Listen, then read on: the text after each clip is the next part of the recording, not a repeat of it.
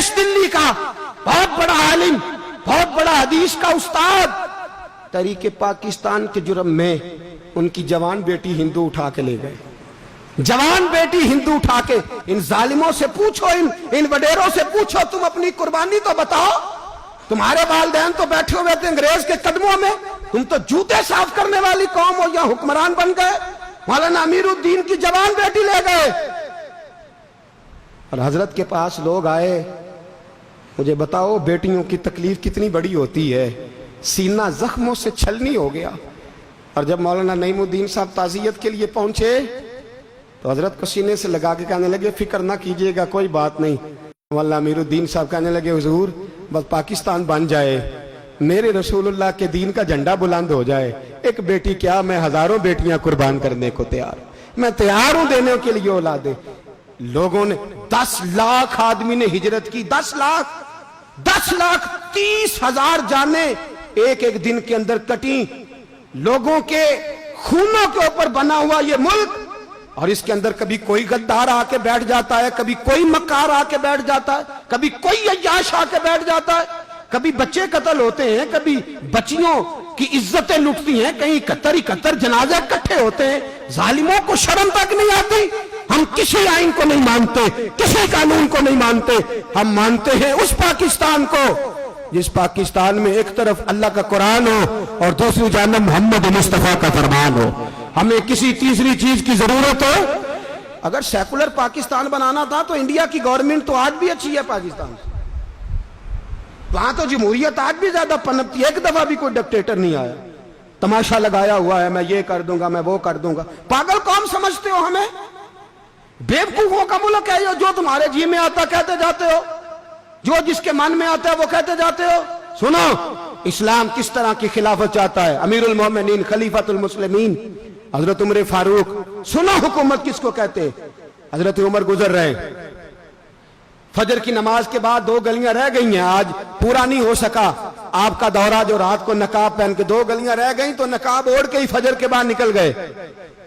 एक छप्पर है छोटा सा, एक कुटिया है, झोंपड़ी, बूढ़ी अम्मा बैठी है।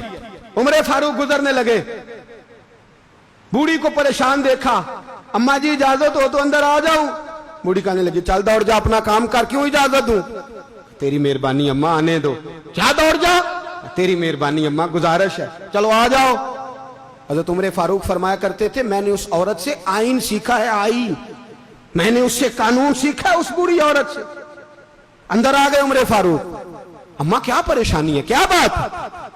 अम्मा कहने लगी, खामद इंतकाल कर गया, औलाद अल्लाह ने दी कोई नहीं, मैं गरीब हूं, 3 दिन से रोटी नहीं खाई, 25 दिनार का कर्जा चढ़ गया है, मुझे उमर फारूक से बड़ी शिकायत है। उसने मेरा हाल ही नहीं पूछा। हजरत उमर कहते थे, मुझे उसने दस्तूर और आइन सिखाया। कहने लगे, शिकवा है, उमर आया ही नहीं। हजरत उमर कहने लगे, अम्मा, उमर को क्या पता कि तू इस हाल में है। अम्मा दस्तूर बयान करती है, अम्मा जमहूरियत का ऐलान करती है, कहती है नहीं पता उमर को, तो उमर से कहो छोड़ दे हुकूमत, उसके हवाले करे जो खबर रख सकता है, ना इधर उधर की तू बात कर, ये बता के काफिला क्यों लुटा, मुझे रहजनों से गरज नहीं, तेरी रहबरी का सवाल है। उमर से कहो छोड़े हुकूमत, उसको दे जो पता रख सकता है।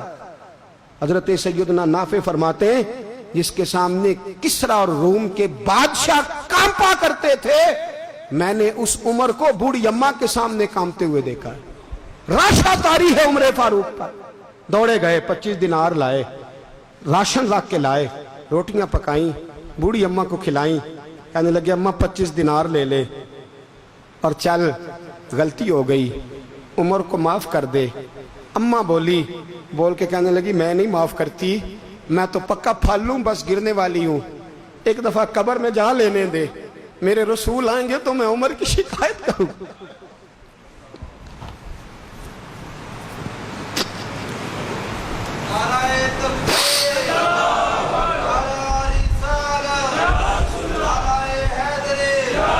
फरमाया, मैं शिकायत करूंगी महबूब पाक से और अर्ज करूंगी, हुजूर इससे पूछ, इसको निगरान बनाया गया, इसने मुझ बेवा और लवारस की खबर ही नहीं ली। यह है आईन इस्लाम, یہ دستور مصطفیٰ کریم صلی اللہ علیہ وسلم۔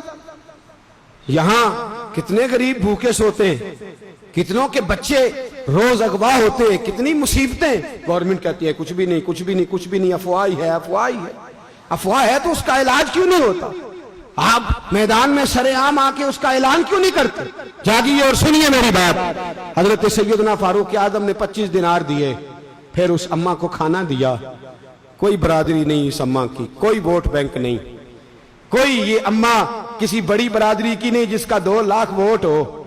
امیر المومنین ہو کے عمر فاروق اماں کے قدموں میں بیٹھ گئے، کہنے لگے اماں عمر کمزور ہے، حضور کا سامنا نہیں کر سکتا، تیری مہربانی نبی پاک کے سامنے شکایت نہ کرنا۔ اماں کہنے لگی چل میں تیری خاطر معاف کر دیتی، جا تو مجھے کسی اچھی ماں کا بیٹا لگتا ہے، جا تیری خاطر۔ کہنے لگے چل پھر مجھے لکھ کے دے۔ کہنے لگی میں تو ان پڑھ ہوں، تو لکھ دے میں دستخط کر دے۔ حضرت عمر نے لکھا۔ ایک بوڑھی اماں کو شکایت تھی خطاب کے بیٹے عمر سے، اور پھر وہ معاف ہو گئی۔ اماں کہتی ہے میں نے اللہ کی رضا کے لیے معاف، یہ دستخط کر دو۔ اماں کے آگے کیا تو حضرت علی آ گئے، حضرت عبداللہ ابن مسعود آ گئے، کہنے لگے عمر یہاں پھر رہے ہو، میں سارے مدینے میں ڈھونڈ رہا تھا۔ اماں اٹھ کے کھڑی ہو گئی، ہائے میں مر گئی، یہ عمر تھا، یہ میں نے کیا کیا؟ حضرت عمر کہنے لگے اماں نہ، اپنے وعدے پہ قائم رہ، تو نے جو کہا تھا اس پہ قائم رہ۔ ہمیں تو بتایا گیا تھا یہ والا نظام پاکستان میں آئے گا، یہ کہا تھا قائد اعظم نے، یہ رنگ ملے گا تمہیں۔ کہا ماں تو وعدے پہ قائم رہ، لکھ کے دے۔